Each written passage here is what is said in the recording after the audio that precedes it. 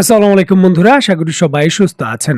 ১৭০টি পরমাণু বোমা, G20-র membership, ওপেকের leadership, NATO membership এবং ন্যাটোর দ্বিতীয় বৃহত্তম পদাতিক বাহিনীর অধিকারী। টোটাল যে অর্থনীতির আকার তা প্রায় $৩ ট্রিলিয়ন, ১,০০০ যুদ্ধ বিমান, প্রায় ২ মিলিয়ন বা প্রায় ২০ লক্ষ army person, ৭,০০০ tank, ৯০,০০০ armour vehicles, প্রায় ৩৪টি সাবমেরিন, ৫০০ বিভিন্ন ধরনের যুদ্ধ জাহাজ এবং ভূখণ্ডের আকৃতি প্রায় ৪ মিলিয়ন স্কোয়ার কিলোমিটার বা ৪০ লক্ষ বর্গ কিলোমিটার। প্রথমে এই সার্বিক ডিটেলসগুলো শুনলে এমনটাই মনে হতে পারে কোনো সুপার পাওয়ার দেশের সক্ষমতা এটি। বাস্তবতা হলো যে সৌদি আরব, তুরস্ক এবং পাকিস্তান, এই তিনটি দেশের যৌথ সক্ষমতা এবং বাস্তবতা হলো এটি। এই তিনটি দেশ রিসেন্টলি মক্কা যৌথ প্রতিরক্ষা চুক্তি বা মক্কা জয়েন্ট ডিফেন্স এগ্রিমেন্ট স্বাক্ষরিত করেছে।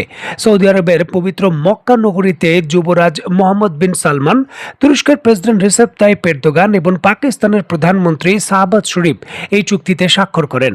দেখুন, এই চুক্তিটি শুধু মধ্যপ্রাচ্য নয়, পুরো পৃথিবীতে বর্তমানে ব্যাপক ভিত্তিতে আলোচিত এবং সমালোচিত হচ্ছে। এর অন্যতম কারণ ন্যাটোর যে পঞ্চম অনুচ্ছেদ রয়েছে বা আর্টিকেল 5, তার অধীনে একইভাবে অনুকরণ করে এই যৌথ প্রতিরক্ষা চুক্তিতে অন্তর্ভুক্ত করা হয়েছে একটি শর্ত।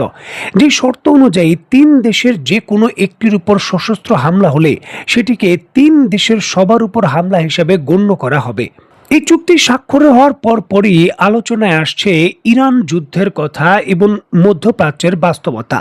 যদি ইরান কালকে সৌদি আরবের ভেতর একটি মিসাইল নিক্ষেপ করে, তাহলে তুরস্ক এবং পাকিস্তানের মতো দেশ সাথে সাথে ইরানের বিরুদ্ধে কি যুদ্ধ ঘোষণা করে দেবে?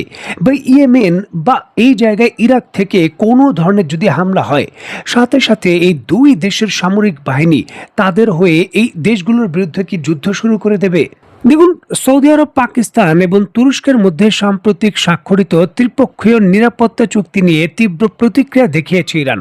তেহরানের একজন জ্যেষ্ঠ প্রভাবশালী এমপি সতর্ক করে দিয়ে বলেছেন, পাকিস্তান বা তুরস্কের সঙ্গে এই ধরনের যে কাগজে চুক্তি রয়েছে তা সৌদি আরবকে কোনো ধরনের প্রকৃত নিরাপত্তা বয়ে আনতে পারবে না। প্রশ্ন হলো যে চুক্তি হচ্ছে, দ্বিপাক্ষিক যুদ্ধের বিষয়গুলো আলোচনা হচ্ছে, তাহলে কেন এই চুক্তিকে কাগজে চুক্তি বলা হচ্ছে? বাস্তবতা কি? এই চুক্তি মধ্যপ্রাচ্যে বা ইরানের বিরুদ্ধে কি প্রভাব ফেলতে পারে, বা এখানে সৌদি আরবে কি সুবিধা পেতে পারে? চলুন আমরা বুঝতে চেষ্টা করি।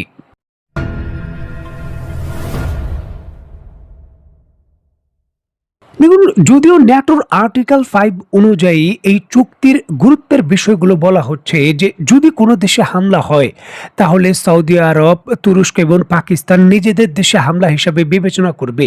তবে গুরুত্বপূর্ণ ফাঁক ফোকর হলো যে নিজের দেশে হামলা মনে করে তার প্রতিক্রিয়া কি করে দেখাবে তার নিজ নিজ দেশের উপর। ধরুন, কথার কথা, যদি সৌদি আরবে কোনো দেশ আক্রমণ করে, তাহলে সেই হামলার পরিপ্রেক্ষিতে পাকিস্তান এবং তুরস্ক কিভাবে প্রতিক্রিয়া দেখাবে তার নিজ নিজ দেশের সিদ্ধান্ত। তারা চাইলে সেনা সদস্য প্রেরণ করতে পারে, আবার চাইলে তারা সেনা সদস্য প্রেরণ না করে শুধুমাত্র বিভিন্ন গোয়েন্দা তথ্য বা সামরিক অস্ত্র দিয়েই সহযোগিতা করতে পারে। দেখুন, চুক্তির প্রাথমিক ঘোষণায় বলা হয়েছে যে ৩ দেশ যে কোনো একটির উপর হামলা সবার হিসাবে হামলা গণ্য হবে। তবে এর অর্থ এই নয় আক্রমণ হতেই স্বয়ংক্রিয়ভাবে সব দেশ একযোগে সর্বাত্মক যুদ্ধ ঘোষণা করতে বাধ্য। ঠিক কিভাবে কি মাত্রা সহায়তা করা হবে সেটি নিজ নিজ দেশের পার্লামেন্ট এবং রাজনৈতিক অবস্থান বিবেচনা করে সিদ্ধান্ত নেওয়া হবে। এই ক্ষেত্রে কোনো চাপ প্রয়োগ করা যাবে না। চুক্তির শর্তে এটিও বলা আছে যে যে কোনো ধরনের হামলার ব্যাকগ্রাউন্ডও খতিয়ে দেখা হবে। মানে এটি যদি প্রথম কোনো অহেতুক হঠাৎ হামলা হয়, তাহলে প্রতিক্রিয়া দেখানোর বিষয়গুলো আসবে। যদি প্রথমে কোনো দেশ হামলা করে থাকে, তার পাল্টা হামলা এটি হয়, তাহলে এখানে এই চুক্তির অধীনে এটি বিবেচ্য হবে না। মানে বিষয়টা হলো যে সৌদি আরব প্রথমে তার ভূখণ্ড থেকে ইরানে কোনো হামলা করেছে, তার পাল্টা পদক্ষেপ হিসেবে ইরান কোনো প্রতিক্রিয়া দেখিয়েছে, এটি এই চুক্তির অন্তর্ভুক্ত হবে না। হঠাৎ করে কোনো অজুহাত ছাড়া বা কারণ ছাড়া সৌদি আরবে আক্রমণ করে বসলো কথার কথা ইরান, তখনই এটি বিবেচ্য হবে। এখন ইরানের স্ট্র্যাটেজি বা ইরানের অভিযোগ হলো সৌদি আরবের ভূখণ্ড ব্যবহার করে যুক্তরাষ্ট্র তার দেশে হামলা করছে, তার পাল্টা প্রতিক্রিয়া হিসাবে সৌদি আরবের যুক্তরাষ্ট্রের ঘাঁটিতে তারা হামলা করছে। এগুলো কিন্তু বলতে পারেন অনেকটা শুভঙ্করের ফাঁকির মতো এই চুক্তির অধীনে পড়বে না, অনেকটাই ফাঁক রয়েছে।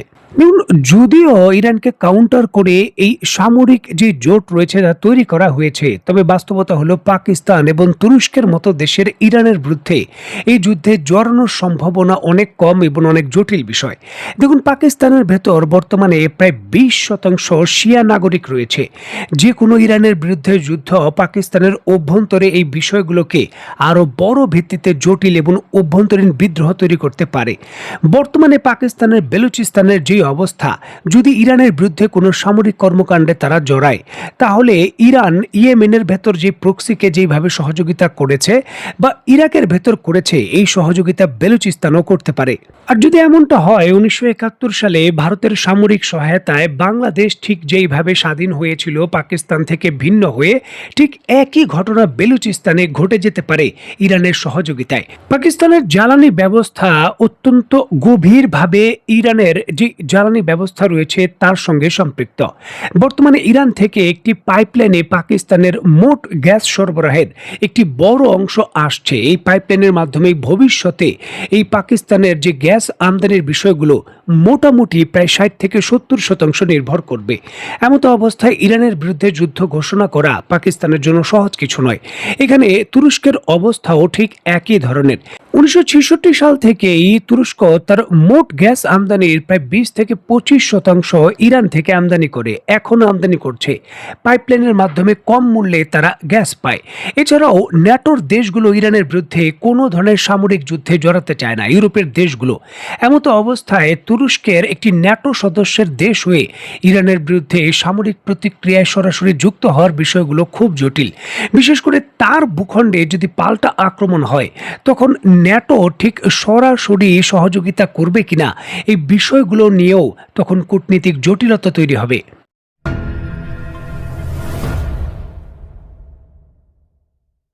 দেখুন, ন্যাটোর আদলে কোনো জোট গঠন করার সেটি বাস্তবায়ন করা এক বিষয় নয়, কারণ ন্যাটোর আলাদা একটি সামরিক দপ্তর রয়েছে এবং নিয়মিত এই ন্যাটোর কমান্ডারের অংশ হিসাবে সকল দেশের সামরিক বাহিনী যৌথভাবে বিভিন্ন প্রশিক্ষণ এবং সমরাস্ত্রের ব্যবহার করে থাকেন এবং এই বিষয়গুলো দীর্ঘদিন ধরে তারা প্রশিক্ষিতভাবে করে আসছেন। আর সৌদি আরব এবং এই ত্রিপক্ষীয় জোটের ক্ষেত্রে কোনো ধরনের কমান্ড সেন্টার বা কমান্ডিং প্ল্যাটফর্ম এখনও তৈরি হয়নি, যার যার নিজ দেশের কমান্ডার অধীনে এই বাহিনীগুলো বর্তমানে পরিচালিত হয়। আর এই ক্ষেত্রে সৌদি আরবের অন্যতম বড় চ্যালেঞ্জ হলো ইয়েমেনের যে বর্তমান সংকট। যদি ইয়েমেনের এই সংকটে এই দেশগুলো সরাসরি সামরিক অস্ত্র এবং সেনাবাহিনী না প্রেরণ করে, তাহলে ইরানের মতো বৃহৎ শক্তির বিরুদ্ধে কোনো ধরনের সামরিক সরাসরি প্রতিক্রিয়ায় তারা যুক্ত হবে কিনা, বিষয়গুলো নিয়ে সন্দেহ তৈরি হওয়াটাই স্বাভাবিক। কারণ ইয়েমেন থেকে এই ইরানের শক্তিমত্তা অনেক গুণ বেশি। দেখুন, বর্তমানে এই সৌদি এবং ইয়েমেনের উপকূলের কাছাকাছি এবং সীমান্ত এলাকার কাছাকাছি পরিস্থিতি উত্তপ্ত। সৌদি আরবের জন্য অন্যতম বড় পরীক্ষা হলো এই চুক্তির পর এই সীমান্ত এলাকায় পাকিস্তান এবং তুরস্কের সহযোগিতা কি করে তারা আনতে পারে। যদি তারা উপযুক্ত পরিমাণে কোনো ধরনের সামরিক উপস্থিতি বা সামরিক কর্মকাণ্ডে এই দুইটি দেশকে জড়িত করতে পারে, তাহলেই এই চুক্তির ভবিষ্যতে এই ইরানের মতো বৃহত্তম শক্তির বিরুদ্ধে কোনো সামরিক পদক্ষেপের যে কোনো ধরনের যুক্ত হওয়ার বিষয়গুলো দ্বার উন্মোচিত হতে পারে। সুতরাং এটি এখন সৌদি আরবের জন্য বড় পরীক্ষা যে এই চুক্তির অধীনে এই দুই দেশ থেকে সামরিক কর্মকাণ্ড কতটুকু তারা যুক্ত করতে পারে। দেখার বিষয় আসলে কি হয়। তো বন্ধুরা, আজকের মতো বিদায়। নতুন কোনো ভিডিও নিয়ে আবার দেখা হবে।